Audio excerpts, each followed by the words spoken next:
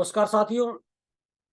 आप लोगों ने अक्सर देखा होगा, जब कोई त्योहार आता है तो ब्यूरोक्रेट जो है वो अपने नंबर बनाने के लिए वो शासन के जो लोग हैं, चाहे वो मुख्यमंत्री हो, मुख्य सचिव हो, मंत्री हो, उनके घरों पर मिठाइयाँ भिजवाते हैं। लेकिन इस मामले में तारीफ करनी पड़ेगी उत्तर प्रदेश के मुख्यमंत्री योगी आदित्यनाथ की। योगी आदित्यनाथ ने इस दिवाली पर एक नई परंपरा शुरू की है। योगी आदित्यनाथ ने अपनी ओर से, मतलब उत्तर प्रदेश सरकार की ओर से, उत्तर प्रदेश के ब्यूरोक्रेट और उत्तर प्रदेश के जो नेता हैं, चाहे वो सत्ता पक्ष के नेता हों या विपक्ष के नेता हों, जो सम्मानित नेता हैं, उन लोगों को मिठाइयां भिजवाई हैं। और इतना ही नहीं, दिल्ली में जो मंत्रालय हैं, चाहे वो गृह मंत्रालय हो, पीएम हो, उसमें जो ब्यूरोक्रेट हैं उन्हें भी मिठाइयां भिजवाई हैं। योगी आदित्यनाथ ने ये जो काम किया है, इस मामले में सराहना करनी पड़ेगी, क्योंकि शासन में बैठे हुए लोग, विशेष रूप से मुख्यमंत्री, यह उम्मीद करते हैं कि ब्यूरोक्रेट जो है आकर उनकी चौखट पर माथा टेके, किसी भी कोई भी अफसर हो। लेकिन योगी आदित्यनाथ ने एक संदेश दिया है कि भाई, ये ब्यूरोक्रेट जो है वो जो है जनता के लिए काम करते हैं, सरकार के लिए काम करते हैं। और उन्होंने जो है मिठाई भिजवाकर ये संदेश दिया कि जरूरी नहीं कि भाई प्रशासन के लोग शासन में बैठे हुए लोगों को ही सम्मान दें, शासन में बैठे हुए लोगों को भी प्रशासन में बैठे हुए लोगों को सम्मान देना चाहिए। और जरूरी नहीं आप जो, यदि कोई त्योहार है, कोई आप सत्ता पक्ष के लोगों को ही पूछें, विपक्ष के लोगों को भी पूछना चाहिए। एक भाईचारे का जो है एक अच्छा संदेश देने का प्रयास किया योगी आदित्यनाथ ने। तो सराहना इसलिए भी करनी पड़ेगी क्योंकि कोई प्रचार नहीं किया है योगी आदित्यनाथ ने, ये अंदर खाने की खबर है। हाँ, इसमें एक बात जरूर देखने को मिली है कि ये जो मिठाइयां भिजवाई है योगी आदित्यनाथ ने, ये भारतीय जनता पार्टी के पदाधिकारियों के माध्यम से नहीं भिजवाई है।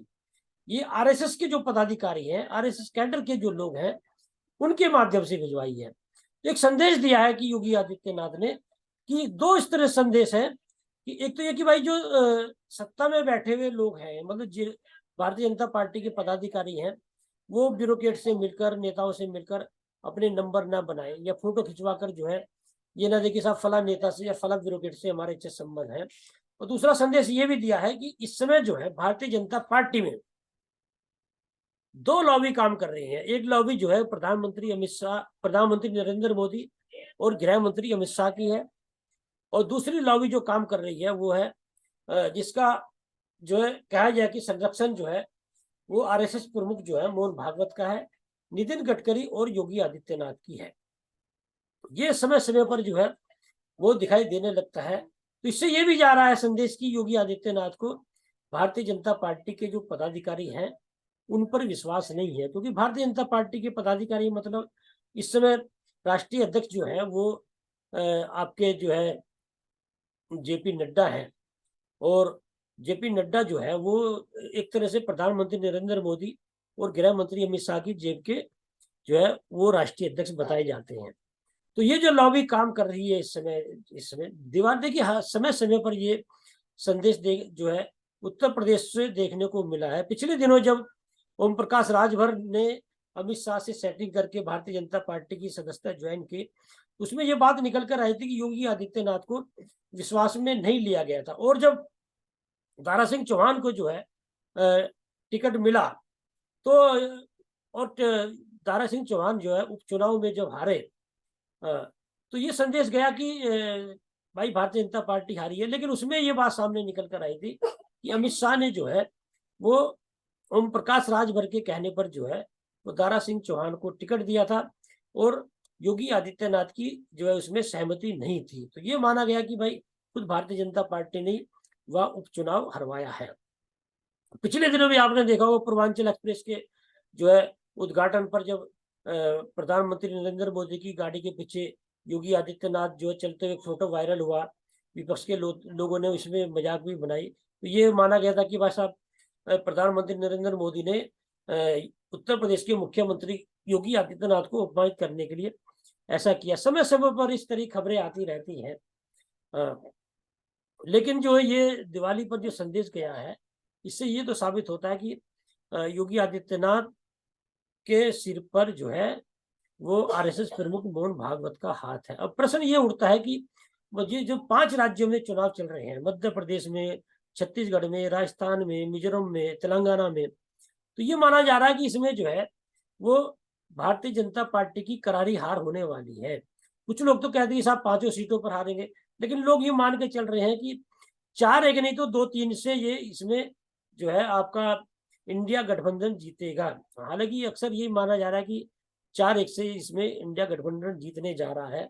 और लोकसभा चुनाव में जो है लोगों का काफी आक्रोश जो है वह भारतीय जनता पार्टी को झेलना पड़ सकता है। और जो आरएसएस का फीडबैक आ रहा है वो प्रधानमंत्री नरेंद्र मोदी और गृह मंत्री अमित शाह की तानाशाही के रूप में आ रहा है। और ये माना जा रहा है कि भले हिंदू मुस्लिम को लेकर राम मंदिर निर्माण जो है वो हो चुका है, उसका जो उद्घाटन होने वाला उनको लेकर, और तमाम जो है विदेशी नीति को लेकर भले ही प्रधानमंत्री नरेंद्र मोदी की सराहना की जा रही हो, लेकिन देश में जो हालात हैं वो प्रधानमंत्री नरेंद्र मोदी के प्रति नाराजगी जो है देखने को मिल रही है।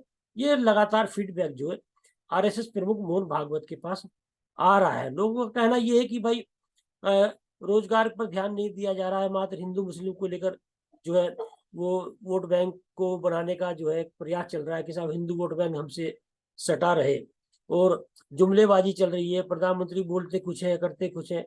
इस तरह के जो आरोप जो है इस समय सरकार पर लग रहे हैं, तो आरएसएस प्रमुख मोहन भागवत इस मामले को लगातार मैनेज करने में लगे हुए हैं, क्योंकि भारतीय जनता पार्टी की सरकार से कट्टरता देखी जा रही है, विशेष रूप से मुस्लिमों के प्रति जो है वो एक आक्रामक रूप देखा जा रहा है। टारगेट बनाए जा रहे हैं मुस्लिम नेता, चाहे मुख्तार अंसारी हो, मोहम्मद आजम खान का मामला सामने को मिल ही रहा है कि पूरी तरह से बर्बाद कर दिया गया है।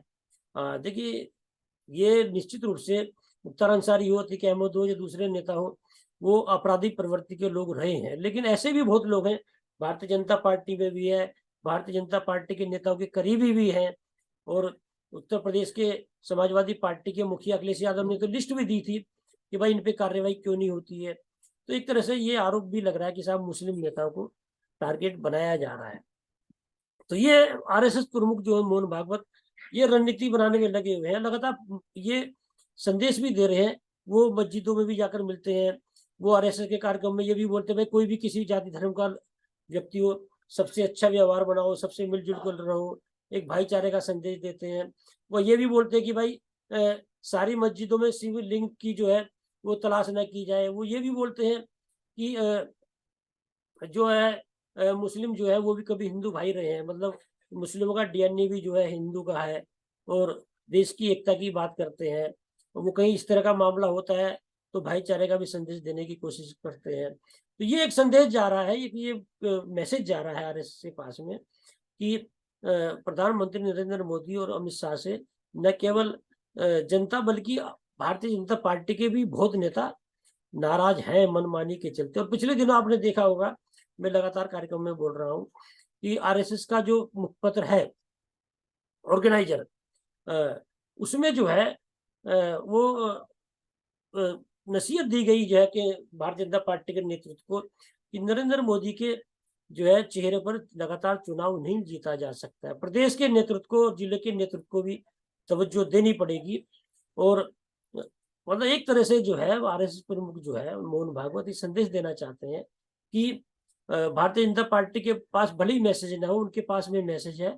और ये भी माना जा रहा है कि यदि 2024 का चुनाव जीत जाती है भारतीय जनता पार्टी या एनडीए, प्रधानमंत्री नरेंद्र मोदी जो है 75 साल के हो जाएंगे जो है 2025 में।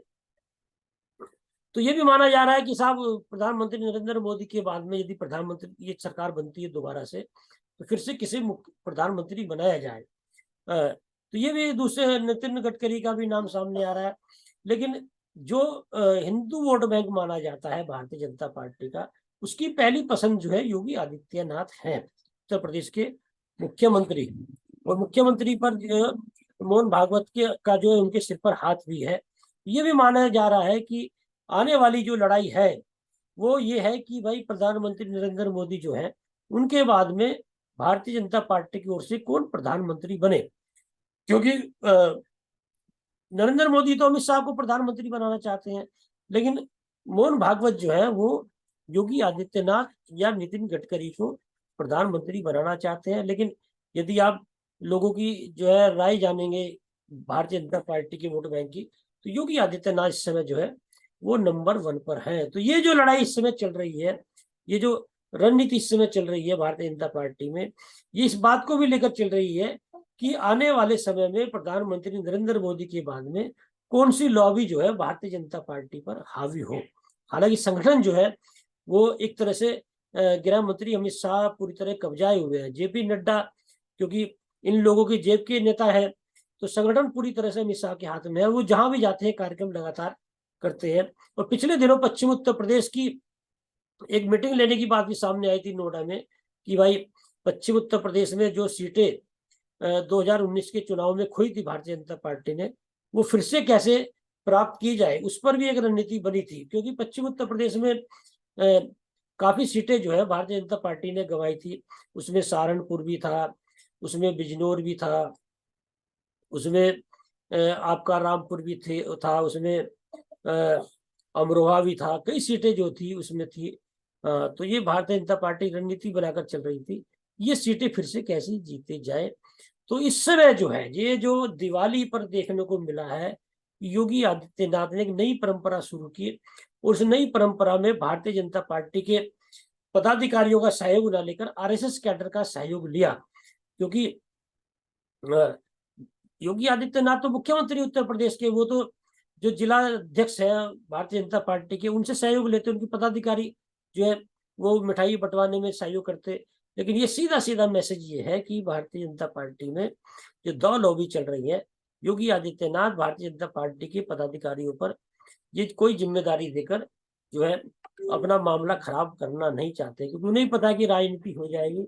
और इस मामले में जो है योगी आदित्यनाथ, आप देख लीजिए किसी भी मामले में प्रधानमंत्री नरेंद्र मोदी और गृह मंत्री अमित शाह से किसी मामले में वो डर नहीं रहे हैं। आप देख लीजिए पिछले दिनों भी जो है ओम प्रकाश राजभर के मामले में उनका स्टैंड जो है बिल्कुल क्लियर रहा। मुख्यमंत्री भले ही है, लेकिन प्रधानमंत्री के मामले में उनका स्टैंड क्लियर रहता है, गृह मंत्री के मामले में भी स्टैंड क्लियर रहता है।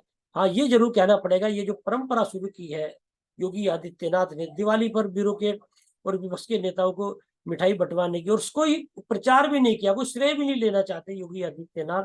तो कहीं ना कहीं योगी आदित्यनाथ जो है वो एक तरह से जो है एक जमीनी राजनीति करने का प्रयास कर रहे हैं, एक सदी राजनीति करने का प्रयास कर रहे हैं। भले उन पर तमाम आरोप लगे कि साहब वो जो है कानून व्यवस्था को बनाए रखने के लिए जो है वो फर्जी एनकाउंटर भी करा देते हैं, वो मुस्लिमों को टारगेट भी करते हैं, लेकिन कानून व्यवस्था के नाम पर भी जो है वो योगी आदित्यनाथ की सराहना की जा रही है। पिछले दिनों हम लोग पश्चिम उत्तर प्रदेश में गए देर रात भी, तो लोगों का ये कहना था कि भाई देर रात लोग चल नहीं सकते थे, लेकिन आज की तारीख में जब से योगी आदित्यनाथ का जो है उनकी सरकार है कि देर रात किसी तरह भी लोग आए जाए कोई खतरा नहीं है। मतलब कानून व्यवस्था के नाम पर जो है योगी आदित्यनाथ की सराहना की जा रही है। दूसरे राज्य भी करते हैं, कई बार माहौल खराब होता है तो कहते हैं साहब योगी आदित्यनाथ को बुलाएंगे तो वो माहौल को सही कर देंगे। तो एक तरह से इस बार दिवाली पर जिस परंपरा योगी आदित्यनाथ ने शुरू की है, इसकी जो है वो सराहना की जा रही है, सराहना होनी भी चाहिए। और यहाँ ये भी एक इसमें से निकलकर बात सामने आई है कि जो लॉबी काम कर रही है भारतीय जनता पार्टी में, दो लॉबी, वो अपने अपने हिसाब से जो है वो पासे फेंक रही है। अब देखना ये होगा कि जो लोकसभा चुनाव आने जा रहे हैं 2024 में, उसमें योगी आदित्यनाथ का क्या वजूद होता है, क्या जिम्मेदारी मिलती है, प्रधानमंत्री नरेंद्र मोदी का क्या वजूद मिलता है, क्या जिम्मेदारी उनकी होती है, गृह मंत्री अमित शाह का क्या वजूद होता है, क्या जिम्मेदारी मिलती है। हालांकि पिछले दिनों ये भी खबर आ रही थी कि आरएसएस जो है और भारतीय जनता पार्टी का जो संगठन है उनमें बन नहीं रही है। हालांकि ऐसा नहीं हो सकता है, कुछ भी हो, सरकार किसी की भी हो, कितना बड़ा तानाशाह हो, लेकिन भारतीय जनता पार्टी पर कहीं ना कहीं शिकंजा आरएसएस का होता है, क्योंकि अधिकतर नेता आरएसएस कैडर से ही निकले हुए हैं। और ये भी माना जाता है कि आरएसएस के कैडर से निकला हुआ ही नेता प्रधानमंत्री बनता है देश का। पिछले दिनों सुषमा स्वराज की बात सामने आई थी, तो ये माना गया था कि साहब आरएसएस का कैडर नहीं है सुषमा स्वराज, तो उनका नाम आगे नहीं बढ़ा। लेकिन योगी आदित्यनाथ भी आरएसएस का कैडर नहीं है, उनकी हिंदू वाहिनी थी। और हालांकि वो शुरू में जो है आरएसएस की जो सभाएं लगती है, जो शाखा लगती है, उसमें जाते थे, लेकिन प्रचारक नहीं रहे, कोई बहुत बड़ा कैडर नहीं रहे। अब देखना ये होगा कि आने वाले समय में ये जो लॉबी काम कर रही है भारतीय जनता पार्टी में, कौन सी लॉबी हावी रहती है और कौन सी लॉबी पिछड़ती है।